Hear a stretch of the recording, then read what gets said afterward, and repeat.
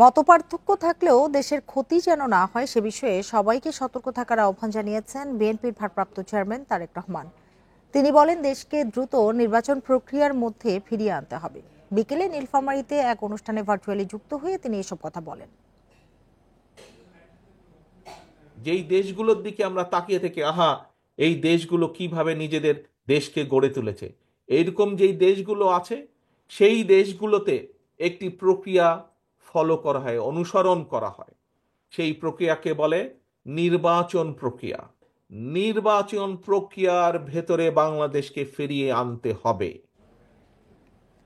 আওয়ামী লীগ নিবন্ধিত রাজনৈতিক দল, তাই সরকার বা আদালত নিষিদ্ধ না করলে আওয়ামী লীগের নির্বাচনে অংশ নিতে বাধা নেই, এমন মন্তব্য করেছেন প্রধান নির্বাচন commissioner AMM Nasir Uddin.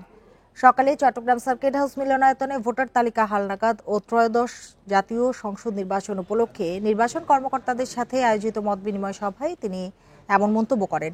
CEC বলেন, এর আগের 3 নির্বাচনের ক্ষেত্রে কমিশন নানা ধরনের চাপে ছিল, তবে এবার সবার কাছে একটি গ্রহণযোগ্য নির্বাচন উপহার দিতে কমিশন সর্বোচ্চ চেষ্টা করছে বলে জানান তিনি।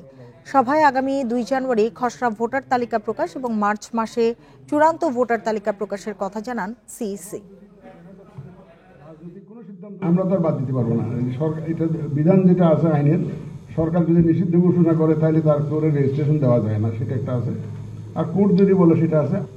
এটা রাজনৈতিক সিদ্ধান্ত অথবা কোর্টের সিদ্ধান্ত, এই দুইটার একটা হতে হবে, যেটার ভিত্তিতে হয়তো আমরা ব্যবস্থা নিব। অভ্যুত্থানের চেতনা ধারণ করে মাঠ প্রশাসনকে কাজ করার নির্দেশ দিয়েছেন প্রধান উপদেষ্টা অধ্যাপক ডক্টর মোহাম্মদ ইউনূস। সকালে 4 বিভাগীয় কমিশনার ও 31 জেলা প্রশাসকদের সঙ্গে ভিডিও কনফারেন্সে এর নির্দেশ দেন তিনি। এ সময় সব ধর্মের মানুষের অধিকার নিশ্চিতে এবং দ্রব্যমূল্য নিয়ন্ত্রণে তৎপরতা বাড়াতে আহ্বান জানান প্রধান উপদেষ্টা। আমরা এরকম কিছু মানুষের জুলাই অভ্যুত্থানের পর সমসাময়িক বিষয় নিয়ে মাঠ প্রশাসনের 4 বিভাগীয় প্রধান ও 31 জেলা প্রশাসনের সঙ্গে বৈঠক করেছেন প্রধান উপদেষ্টা অধ্যাপক মোহাম্মদ ইউনূস। সকালে রাজধানীর তেজগাঁয়ে প্রধান উপদেষ্টার কার্যালয় থেকে ভিডিও কনফারেন্সে যোগ দেন তিনি। কর্মকর্তাদেরকে জুলাই বিপ্লবের কথা স্মরণ করিয়ে দেন অধ্যাপক ইউনূস। অভ্যুত্থানের চেতনা ও লক্ষ্য ধারণ করে মাঠ প্রশাসনকে কাজের নির্দেশ দেন তিনি। যে উদ্দেশ্য নিয়ে, যে পরিস্থিতিতে এই নতুন এই উদ্ভুত্থানের জন্ম হলো, সেটাকে ধারণ করে সেটার স্পিরিট কে প্রসারিত করে আমরা যে কাজকর্মগুলো করব, সেগুলো যাতে মানুষ মনে করে যে হ্যাঁ একটা বড় পরিবর্তন হয়েছে, পরিবর্তনটা যেন চোখের লাগে। সমসাময়িক নানা ইস্যুর মধ্যে দ্রব্যমূল্য নিয়েও কথা বলেন সরকার প্রধান। নিত্যপণ্যের মূল্য নিয়ন্ত্রণে মাঠ প্রশাসনের তৎপরতা বাড়ানো ও নিজেদের মধ্যে প্রতিযোগিতার পরামর্শ দেন তিনি। দ্রব্যমূল্য একটা বড় ইস্যু, এখান থেকে চেষ্টা হচ্ছে কিভাবে এটাকে আয়ত্তে আনা যায়। এখন আয়ত্তে আনার সুযোগ আরো বেশি সৃষ্টি হয়েছে, আগের চেয়ে অনেক বেশি সুযোগ সৃষ্টি হয়েছে। সেই সুযোগটাকে ব্যবহার করে যাতে এটা আমরা প্রতিযোগিতার মধ্যে থাকি। এ সময় সংখ্যালঘু সহ সকল নাগরিকের অধিকার নিশ্চিতে বিশেষ মনোযোগী হতে মাঠ প্রশাসনকে নির্দেশ দেন তিনি। আমি নানাভাবে বলার চেষ্টা করছি, সংখ্যালঘুদের অধিকার বলে আলাদা অধিকার থাকার দরকার নেই। আমরা যে নাগরিক অধিকার, সেই অধিকারটা প্রতিষ্ঠিত করতে পারলেই আমরা এই কাজে সফল হয়ে গেলাম। এটা উৎপাদন করতে না পারলে জাতি হিসেবে আমরা ব্যর্থ হয়ে গেলাম, যে আমরা এটা এক পরিবার হতে পারছি না। আমরা এক পরিবার হতে চাই। অভ্যুত্থানের সময় পুলিশের কিছু সদস্যের কর্মকাণ্ডে গোটা বাহিনী তাদের মনোবল হারিয়েছে উল্লেখ করে প্রধান উপদেষ্টা বলেন, নির্দোষ পুলিশ সদস্যদের মনোবল ফেরাতে সবাইকে কাজ করতে হবে, পাশাপাশি দোষী পুলিশ সদস্যদের অবশ্যই বিচার হবে বলেন প্রধান উপদেষ্টা। বন ইবনে কামাল, ইন্ডিপেন্ডেন্ট নিউজ, ঢাকা। ঢাকা বিশ্ববিদ্যালয়ের ছাত্র শিক্ষক কেন্দ্রের পাশে মেট্রো রেলের পিলারে শেখ হাসিনার গ্রাফিতি মুছে ফেলার পর সেখানে নতুন করে আঁকা হলো গ্রাফিতি। এরপর চলে জুতা নিক্ষেপ কর্মসূচি। দুপুরে শিক্ষার্থী ও বিভিন্ন শ্রেণী পেশার মানুষ এ কর্মসূচি পালন করেন। ছিলেন ঢাকা বিশ্ববিদ্যালয়ের বিভিন্ন সংগঠনের নেতাকর্মীরাও।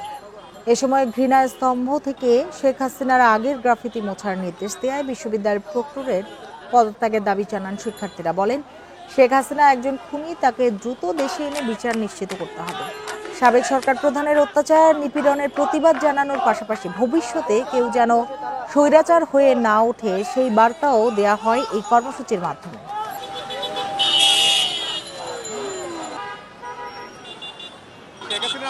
অবশ্যই আওয়ামী লীগের লোকজনই এটা আঁকছে, ছাত্রলীগের যারা যারা তাদের এক পাশে মুজিববাদ করছে, এক পাশে শেখ হাসিনাবাদ তারা করেছে। এই শেখ হাসিনার এই ছবিতে জোতা মারতে এসেছি এবং জোতা, ঝাড়ু এবং থুতু নিক্ষেপ করেছি আমরা, যে গ্যারাপিস্টে এবং পচা ডিম মারা হয়েছে। ফেনী কেন্দ্রীয় বড় মসজিদে নামাজের সময়সূচির ডিজিটাল বিলবোর্ডের স্ক্রলিংয়ে আপত্তিকর লেখাকে কেন্দ্র করে উত্তেজনা ছড়িয়ে পড়েছে। এ ঘটনায় জড়িত সন্দেহে স্থানীয় ছাত্র জনতা একজনকে আটক করে পুলিশে দিয়েছেন। দুপুর 2:30টার দিকে এ ঘটনা ঘটে। স্থানীয়রা জানান, বড় মসজিদের নামাজের সময়সূচির ডিজিটাল বিলবোর্ডের স্ক্রলিংয়ে জয় বাংলা স্লোগান সহ আওয়ামী লীগ আবার ফিরবে এমন লেখা ভেসে ওঠে। এ সময় স্থানীয় রাজনৈতিক নেতাকর্মী ও ছাত্র জনতা বড় মসজিদের সামনে অবস্থান নেন।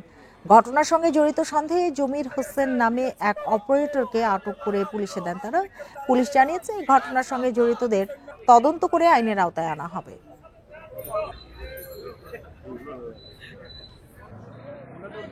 নামাজের ডিসপ্লেতে যেটা ছিল ওইটাতে লেখা উঠছিল আওয়ামী লীগ আবার ফিরবে জয় বাংলা বলে একটা স্লোগান, এটা লেখাটা ছিল। আসলে কাউকে নির্দিষ্ট করে দায়ী করার মতো অবস্থা আমাদের না। আমরা চিন্তা চেতনা করছি, এখানে যে অফিস মেনটেন করে, কম্পিউটার মেনটেন করে, এখানে যে এই স্ক্রিনটা যারা কন্ট্রোল করে, তাদের মধ্যে কেউ না কেউ এখানে জড়িত আছে। যেটা নিয়ম মাফিক লেখা ওঠার কথা ওইখানে ওটা না লিখে অন্য বাক্য উঠছে, সেগুলো আমরা যাচাই বাছাই করার জন্য কিন্তু লোক পাঠিয়েছি, আমাদের তদন্ত চলতেছে।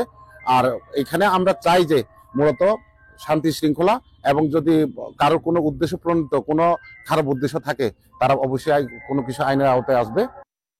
ছাত্র জনতার আন্দোলনে শহীদ পরিবারের সদস্যদের পুলিশি হয়রানি বন্ধে বিশেষ সেল গঠন করছে আইন মন্ত্রণালয়। 7 দিনের মধ্যে কাজ শুরু করবে এই সেল। সকালে দক্ষিণ সিটি কর্পোরেশনের নগর ভবনে জুলাই শহীদ স্মৃতি ফাউন্ডেশনের পক্ষ থেকে শহীদ পরিবারকে সহায়তা অনুষ্ঠানে এই ঘোষণা দেন উপদেষ্টারা। জুলাই স্মৃতি ফাউন্ডেশনের পক্ষ থেকে দেয়া আর্থিক সহায়তা গ্রহণ করতে দক্ষিণ সিটি কর্পোরেশনের নগর ভবনে শহীদ পরিবারের সদস্যরা। অনুষ্ঠানের শুরুতেই পুলিশ ও আইনি হয়রানি অভিযোগ করেন শহীদ পরিবারের সদস্যরা। গণহত্যাকারীদের বিচার করা সরকারের সবচেয়ে গুরুত্বপূর্ণ কাজ বলে মন্তব্য করেন বৈষম্য বিরোধী নেতারা। বলেন, বিচার না হলে সরকার ও ছাত্ররা ব্যর্থ হবে। কিন্তু এটাই অন্তর্বর্তীকালীন সরকারের সবচেয়ে বড় দায়বদ্ধতা।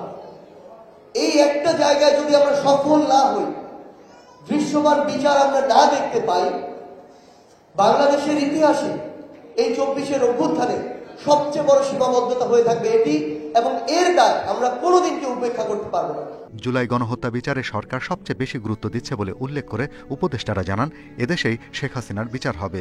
হত্যাকারী খুনি হাসিনা এবং তার পুলিশ বাহিনী এবং যারা এটার সাথে জড়িত ছিল প্রত্যেকের বিচার করা, এই বিচার হতেই হবে বাংলাদেশের মাটিতে।